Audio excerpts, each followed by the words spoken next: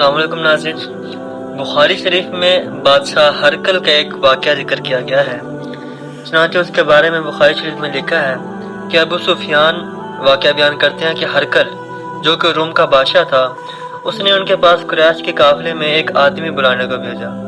इस वक्त ये लोग तिजारत के लिए मुल्क शाम गए हुए थे और ये वो ज़माना था कि जब रसूलुल्लाह सल्लल्लाहु अलैहि वसल्लम ने कुरैश मक्का से और अबू सुफियान से एक अहद लिया हुआ था, वक्ती अहद। कहते जब अबू सुफियान और दूसरे लोग हरकल के पास पहुंचे, ईलिया मुकाम पर, तो वहां पर हरकल का दरबार लगा हुआ था। हरकल ने इनको अपने पास बुलाया। हरकल के गिर्द रोम के बड़े बड़े लोग बैठे हुए थे। हरकल ने उनको और अपने तर्जुमान को बुलवाया, फिर उनसे पूछा कि तुम में से कौन शख्स मुद्दई रिसालत का ज्यादा करीबी अजीज है, यानी आप अलैहिस्सलाम का ज्यादा करीबी रिश्तेदार या करीबी जानने वाला कौन है। अबू सुफियान कहते हैं कि मैंने बोल उठा कि मैं इसका सबसे ज्यादा करीबी रिश्तेदार हूँ। ये सुनकर हरकल ने हुक्म दिया कि अबू सुफियान को मेरे करीब लाकर बिठाओ और उसके साथियों को उसकी पीठ के पीछे बिठा दो। फिर अपने तर्जुमान से कहा कि इन लोगों से कह दो कि मैं अबू सुफियान से उस शख्स यानी मोहम्मद सल्लल्लाहु अलैहि वसल्लम के हालात पूछता हूँ। अगर ये मुझसे किसी बात में झूठ बोल दे तो तुम इसका झूठ जाहिर कर देना। अबू सुफियान खुद कहता है कि अल्लाह की कसम, अगर मुझे ये गलत ना आती कि लोग मुझको झुठलाएंगे तो मैं आप अलैहिस्सलाम की निस्बत जरूर गलत काम या गलत बात निस्बत करता। खैर, पहली बात जो हरकल ने मुझसे पूछी, अबू सुफियान कहते हैं, वो ये कि इस शख्स का खानदान तुम लोगों में कैसा है। मैंने कहा वो तो बड़े ऊंचे आली नस्ब वाले हैं। कहने लगा इससे पहले भी किसी ने तुम लोगों में ऐसी बात कही थी। मैंने कहा नहीं। कहने लगा अच्छा, उसके बड़ों में कोई बादशाह हुआ है। मैंने कहा नहीं। फिर उसने कहा बड़े लोगों ने उसकी पैरवी इख्तियार की है या कमजोरों ने। मैंने कहा नहीं, कमजोरों ने की है। फिर कहने लगा उसके ताबेदार रोज बढ़ते जा रहे हैं या कोई साथी फिर भी जाता है। मैंने कहा नहीं। कहने लगा क्या आपने इस दावाए नबूवत से पहले कभी किसी भी मौका पर उसने झूठ बोला है। मैंने कहा नहीं। और अब हमारी उससे सुलह की एक मुकर्रर मुद्दत ठहरी हुई है, मालूम नहीं वो इसमें क्या कहने वाला है। अबू सुफियान कहता है इसके अलावा मैंने कोई भी बात झूठ उस गुफ्तगू में शामिल नहीं की। हरकल ने कहा क्या तुम्हारी से कभी लड़ाई भी होती है।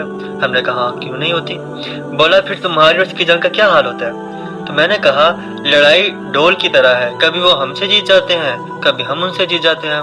हरकल ने पूछा वो तुम्हें किस बात का हुक्म देता है। मैंने कहा वो कहता है कि सिर्फ एक अल्लाह ही की इबादत करो, इसका किसी को शरीक ना बनाओ और अपने बाप दादा की यानी शिर्क की बातें छोड़ दो, और हमें नमाज पढ़ने, सच बोलने, परहेजगारी और सिला रहमी का हुक्म देता है। ये सब सुनकर फिर हरकल ने अपने तर्जुमान से कहा कि अबू सुफियान से कह दे कि मैंने तुमसे इसका नसब पूछा तो तुमने कहा कि वो हमें आली नसब है और पैगंबर अपनी कौम में आली नसब ही भेजे जाया करते हैं। मैंने तुमसे पूछा कि दावा नबूवत की ये बात तुम्हारे अंदर इससे पहले किसी और ने भी की थी, तो तुमने जवाब दिया कि नहीं। तब मैंने अपने दिल में कहा कि अगर ये बात इससे पहले किसी ने नहीं कही तो मैं समझता हूँ कि इस शख्स ने भी इस बात की तकलीद की है जो पहले कही जा चुकी है। मैंने तुमसे पूछा कि उसके बड़ों में कोई बादशाह भी गुजरा है। तुमने कहा नहीं। तो मैंने दिल में कहा कि इनके बुजुर्गों में से कोई बादशाह हुआ होगा तो कह दूंगा कि वो शख्स इस बहाना यानी अपने आबा अजदाद की बादशाहत और इनकी मिल्कियत दोबारा हासिल करना चाहता है। मैंने तुमसे पूछा कि इस बात के कहने से पहले तुमने कभी इसको झूठा पाया तो तुमने कहा नहीं। तो मैंने समझ लिया कि जो शख्स आदमियों के साथ झूठ नहीं बोलता वो अल्लाह के बारे में कैसे झूठी बात कह सकते हैं। फिर मैंने तुमसे पूछा कि बड़े लोग उसके पैरोकार हैं या कमजोर आदमी। तुमने कहा कमजोरों ने इसकी इत्तिबा की है, तो यही लोग पैगंबरों के इत्तिबा करने वाले होते हैं। और मैंने तुमसे पूछा कि इसके साथी ज्यादा हो रहे हैं या कम हो रहे हैं। तुमने कहा कि वो बढ़ रहे हैं और ईमान की कैफियत यही होती है हत्ता कि वो कामिल हो जाता है। मैंने तुमसे पूछा कि आया कोई शख्स इसके दीन से नाखुश होकर मुर्तद भी हो जाता है। तुमने कहा नहीं। तो ईमान की खासियत भी यही है, जिनके दिलों में इसकी मुसरत रच बस जाए वो उसे लौटा नहीं करते। मैंने तुमसे पूछा कि क्या वो कभी वादा खिलाफी करता। तुमने कहा नहीं। पैगंबरों का यही हाल होता है, वो कभी भी वादा खिलाफी नहीं करते। मैंने तुमसे कहा क्या तुमसे किस चीज के लिए कहते हैं। तुमने कहा वो हुक्म देते हैं कि अल्लाह की इबादत करो, इसके साथ किसी को शरीक न ठहराओ और तुम्हें बुतों की इबादत से रोकते हैं, सच बोलने और परहेजगारी का हुक्म देते हैं। लिहाजा अगर ये बातें जो तुम कह रहे हो सच है तो उनकरीब वह जगह का मालिक हो जाएगा कि जहाँ मेरे ये दोनों पाँव हैं। मुझे मालूम था कि वो पैगंबर आने वाला है, मगर मुझे ये मालूम नहीं था कि वो तुम्हारे अंदर होगा। अगर मैं जानता कि इस तक पहुँच सकूंगा तो इससे मिलने के लिए हर तकलीफ गुजारा करता। अगर मैं इसके पास होता तो उसके पाँव धोता। ہرقل نے رسول اللہ صلی اللہ علیہ وسلم کا وہ خط منگایا جو آپ نے داہیہ کلبی رضی اللہ عنہ کے ذریعے حاکم بصرہ کے پاس بھیجا تھا، اور اس نے وہ ہرقل کے پاس بھیج دیا تھا۔ پھر اس کو پڑھا تو اس میں لکھا تھا، اللہ کے نام کے ساتھ جو نہایت مہربان اور رحم والا ہے۔ اللہ کے بندے اور اس کے پیغمبر محمد صلی اللہ علیہ وسلم کی طرف سے یہ خط ہے شاہ روم کے لیے۔ اس شخص پر سلام ہو جو ہدایت کی پیروی کرے۔ اس کے بعد میں آپ کے سامنے دعوت اسلام پیش کرتا ہوں۔ اگر آپ اسلام لے آئیں گے تو دین و دنیا میں سلامتی نصیب ہوگی، اللہ آپ کو دوہرا ثواب دے گا، اور اگر آپ میری دعوت سے روگردانی کریں گے تو آپ کی رعایا کا گناہ بھی آپ ہی پر ہوگا۔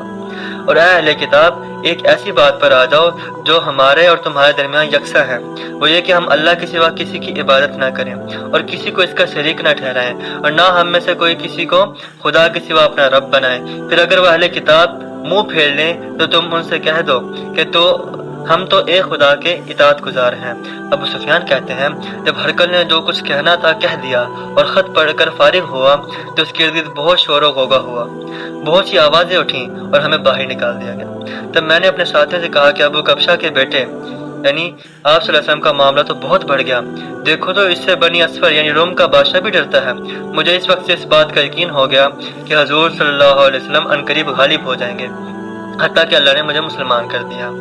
راوی کہتے ہیں کہ ابن ناطور ایلیا کا حاکم، ہرقل کا مصاحب اور شام کے نصارہ کا لاٹ پادری یہ بیان کرتا ہے کہ ہرقل جب ایلیا آیا ایک دن صبح کو پریشان اٹھا تو اس کے دربار نے دریافت کیا کہ آج ہم آپ کی حالت بدلی ہوئی پاتے ہیں کہ ہمیں آپ کی حالت ناگوار سی لگ رہی ہے، کیا وجہ ہے؟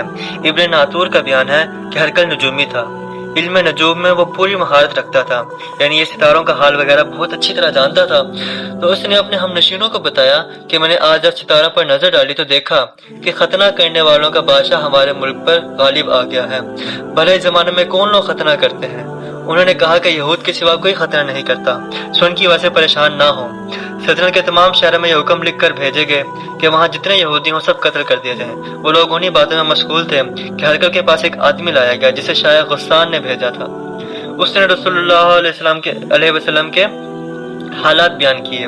جب ہرقل نے سارے حالات سن لیے تو کہا کہ جا کر دیکھو وہ ختنہ کیے ہوئے ہے یا نہیں۔ انہوں نے اسے دیکھا تو بتلایا کہ وہ ختنہ کیا ہوا ہے۔ ہرقل نے جب اس شخص سے عرب کے بارے میں پوچھا تو اس نے بتلایا کہ وہ ختنہ کرتے ہیں۔ تب ہرقل نے کہا کہ یہی محمد صلی اللہ علیہ وسلم اس امت کے بادشاہ ہیں جو پیدا ہو چکے ہیں۔ پھر اس نے اپنے ایک دوست کو رومیہ خط لکھا اور وہ بھی علم نجوم میں ہرقل کی طرح ماہر تھا۔ پھر وہاں سے ہرقل حمص چلا گیا۔ ابھی حمص سے نکلا نہیں تھا کہ اس کے دوست کا خط اس کا جواب آ گیا۔ اس کی رائے بھی حضور صلی اللہ علیہ وسلم کے ظہور کے بارے میں ہرقل کے موافق تھی کہ محمد صلی اللہ علیہ وسلم واقعی پیغمبر ہیں۔ اس کے بعد ہرقل نے روم کے بڑے آدمیوں کو اپنے حمص کے محل میں طلب کیا اور اس کے حکم سے محل کے دروازے بند کر لیے گئے۔ پھر وہ اپنے محل سے باہر آیا اور کہا، اے روم والو، کیا ہدایت اور کامیابی میں کچھ تمہارا حصہ ہے؟ اگر تم اپنی سلطنت کی بقا چاہتے ہو تو اس نبی کی بیعت کر لو اور مسلمان ہو جاؤ۔ یہ سننا تھا کہ پھر وہ لوگ وحشی گدھوں کی طرح دروازوں کی طرف دوڑے، مگر دروازے بند تھے۔ آخر جب ہرقل نے ان کی نفرت دیکھی اور ان کے ایمان لانے سے مایوس ہو گیا تو کہنے لگا، ان لوگوں کو میرے پاس لے کر آؤ۔ جب وہ دوبارہ لائے تو اس نے کہا کہ میں نے جو بات کہی تھی اس سے تمہاری دینی پختگی کی آزمائش مقصود تھی، وہ تو میں نے دیکھ لی۔ تب یہ بات سن کر وہ سارے کے سارے سجدے میں گر گئے اور اس سے خوش ہوئے اور آپ صلی اللہ علیہ وسلم پر ایمان لے آئے۔ تو یہ تھا روم کا بادشاہ جو کہ دشمنوں میں شمار ہوتا ہے، لیکن اس نے بھی آپ علیہ السلام کی نشانیاں دیکھی تو آپ علیہ السلام پر ایمان لے کر آئے۔